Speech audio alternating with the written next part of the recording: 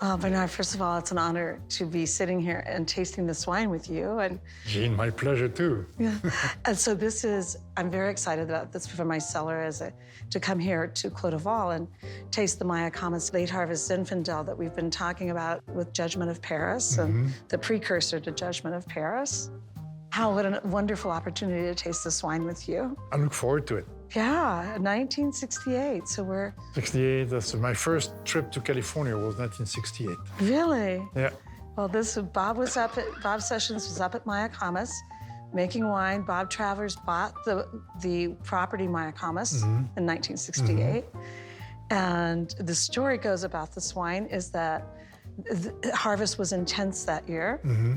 And there's a lot of sun, and that Bob forgot about this vineyard for 2 or 3 days. And as you were saying, the bricks went up to overripe, and he went ahead and wanted to make the wine.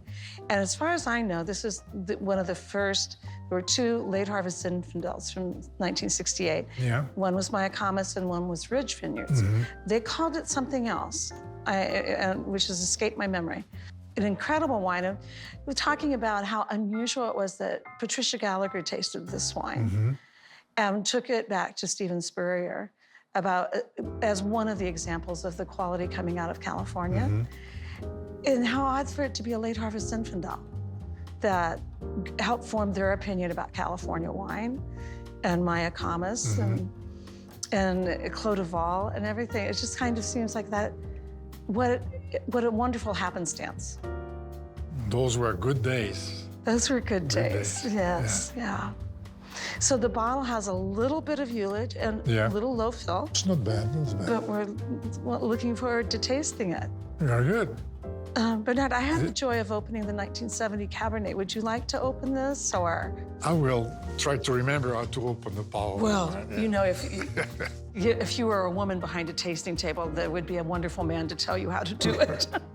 Okay. Which would you prefer? Yeah, no, I'm going to use that to cut the foil off. Yeah. Well, this is certainly an honor to taste this historic wine. For me, it's a pleasure, and plus, it's going back up the memory lane. It is. It's 52 years. 52 years old, in a half bottle. Yeah. So we're being very courageous. Yeah, well, we are courageous. We are courageous and brave. We're very brave. Okay, so I love this here. I never saw that before. Well, you can take it out, something out, and just have it be an asso. You can take the corkscrew out if you want just an asso, which I did on the second. Okay, yeah. I prefer the arzo. Oh, the cork is firm. That's good. The 1970 was also. It's got to be rare. Well, Bernard, this is the last of this out of my cellar.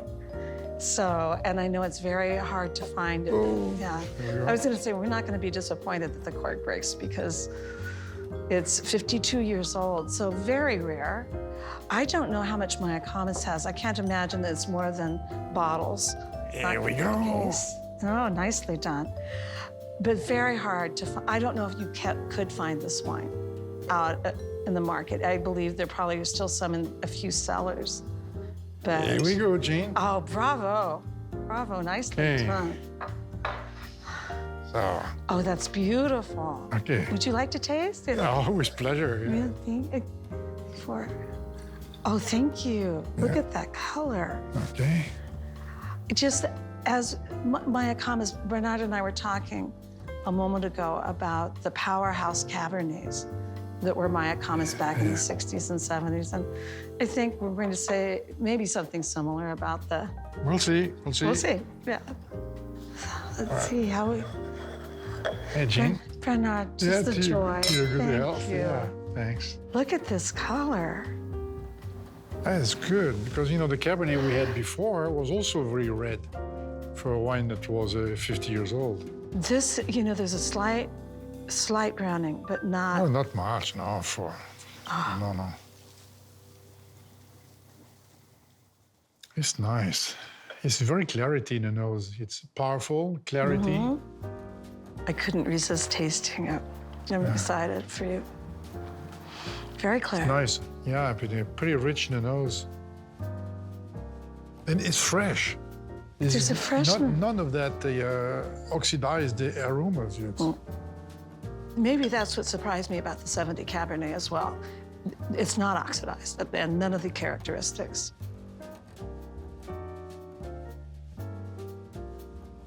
Very good, because I like it. Very good, fresh, fruity. It's alcoholic, but it's not overly alcoholic because there's a fair amount of freshness, good acidity. And what I love in this wine is that it's really long in the mouth. It goes on and on. Very good. That's I'm so happy. Privilege to be able to taste such a wine. Thank you. Well, you're very welcome, and it's an honor to share with you and be here. I am surprised. I was worried with the half bottle it would be more mature. No, it's very fresh, even It's in lovely. the nose. You know, you could plenty of fresh fruit. None of those aldehydes that show a bit of age. No, it's very fresh. I don't want to take back my comments that it is extremely rare, and I don't know if you could find it outside of a private cellar, but I wish other people could taste this. So that's our privilege. It is a very It will stay our privilege. It is our privilege. Well, I came in '68, and I met all the players of the day. It was the second year of Robert Mondavi. It was, when Louis Martini was in charge, Peter Mondavi. Who was there in '68? Who started in '68? Chapelet started in '67, '68. Louis Martini started in '68.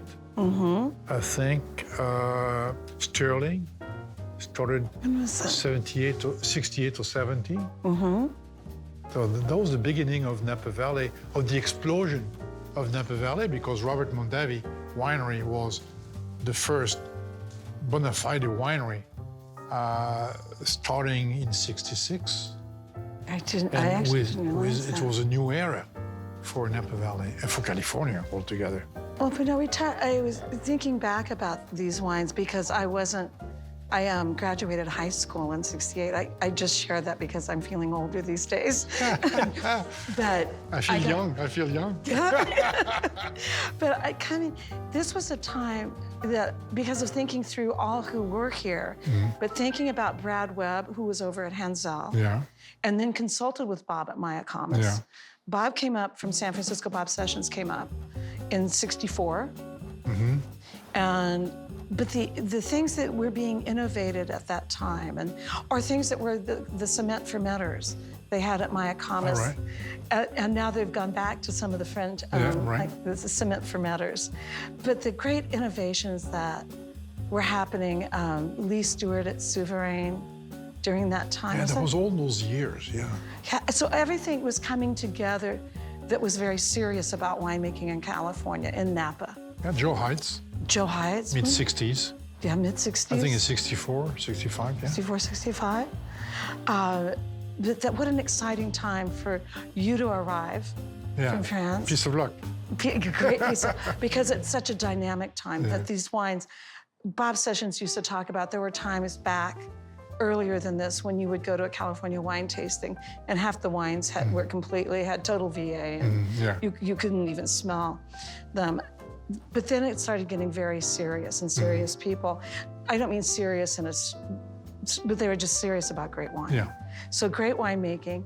Patricia Gallagher comes and hears of Mayacamas and goes up, tastes this, what might have been, just a last moment decision, and starts gathering wine for the Paris, or for Stephen Stryer to talk about the Paris tasting. So those days, the Stony Hill would have been here, wouldn't it? Yeah, they were there. Yeah. So Stony Hill and the advent of using French barrels started back with Hansel and a few at Robert Mondavi. Hansel, Mount Eden. Wait a minute. I think Mount Eden. Starting with French oak barrels, the small barrels. And I have a letter that was written by Brad Webb to an American oak company that he appreciated their input, that he couldn't make wine with American barrels. That he should make wine with American barrels and not bring it in from Burgundy. But he didn't listen, didn't do that. So this was really a start of an incredible time of global attention. So I think, and to have this wine and taste it. It's nice. So what Patricia carried back I assume in a suitcase at the time. Yeah. Because we could. 2 bottles. Two bottles, bottles. always 2 bottles. And tasting with Stephen Spurrier. But the curiosity of it was this isn't a well-known style of wine yet in California, Late Harvest Zinfandel. It's known, of course, now, but it's not like Cabernet. So to have an unusual variety go back, made into wine, and head back to Paris for Stephen Spurrier to taste was very interesting.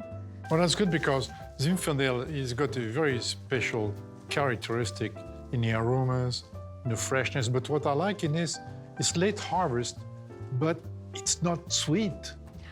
Oh, the balance. The balance is beautiful. There's good balanced acidity, and they are so it's amazingly young for me for a 52-year-old wine. Amazingly young. Well, Bernard, here we sit. Yeah. After your coming in 1968, so 52 years, my 44 years, and tasting a wine that they made at that time is just an emotional experience. In ways. Yeah, it's very special. But the thing, what for example, a wine with that type of alcohol right now, that would be very, very different. Very, very different. It would, wouldn't it? Oh yes, because you do. Because here there's a good sense of balance of acidity, and but I'm sure that when the wine was younger, it would have been a bit rough for the people who were tasting it. You know? So Yes. but it must have been angular, but now it's perfect. Can't really wait 52 years. I know, that just, And the cork lasted that long. you did that very well. Nice job on getting it out very gently. What an exciting time to have witnessed, and I feel still part of that time, even though I wasn't quite up in Napa Valley yet. Yeah, well, it doesn't matter where you are. It's really part of the rebirth of the industry after the prohibition. You know, that I hadn't thought of that. You're right. Yeah, This right. was a You know, time. because we always talk of Robert Mondavi because he was really a dynamo. But Joe Heights was there. There are quite a few people who came in the mid-'60s, late 60s mostly. And we arrived, my first trip was 68, but after that I came back in 70. And but one thing which when talking about all those people, one thing which I really liked was the fact that everybody was working together as a team. Yes. And something which I never had that in France. In France, people tend to play it close to the chest. But here, everybody was traveling, going to Europe, taking notes, sharing their notes with everybody in those wine technical group. That's the reason I'm still here. Because I really enjoy that openness, that pioneering spirit where everybody is sharing things. That was great. I forgot about Bob talking about the wine technical Yeah, group and everyone. it was funny days where you had, I'm talking about Napa Wine Tech.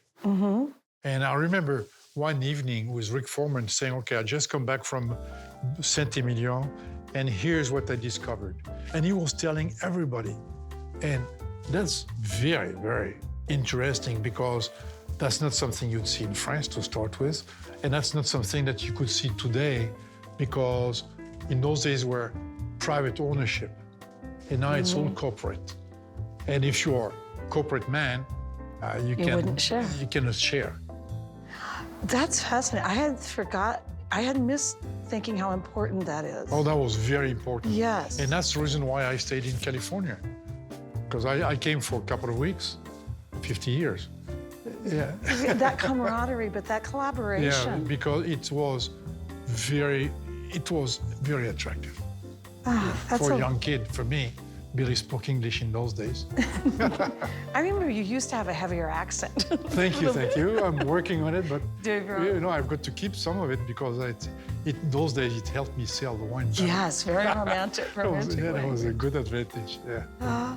But those were great times, and then having the Paris tasting really added credibility, don't you think, to the California wine scene? Yeah, it was the key to the apparition or the explosion of wines of California onto the world of wine. Yeah. It was very, very, very, very important. Very important. Yeah. It's very exciting. Yeah. Very exciting to taste this wine. Cheers. Okay, Yeah, we Jean. did it again. Yeah. Thank you. Good to see you. I don't to know see whether you. we'll do it again with that wine, but maybe. No, I don't it's think so. another, because But that was exciting. I love it. Thank you for the experience. Very an welcome. opportunity. From being at that wine tasting with you in 1980, listening, writing down all your words, to Yeah. being able to sit with you and taste this wine. Really? Is Really? amazing. I didn't know that it was that important. Very much so. Very much so. Well, thank you. Jean, thank you very much. Thank you.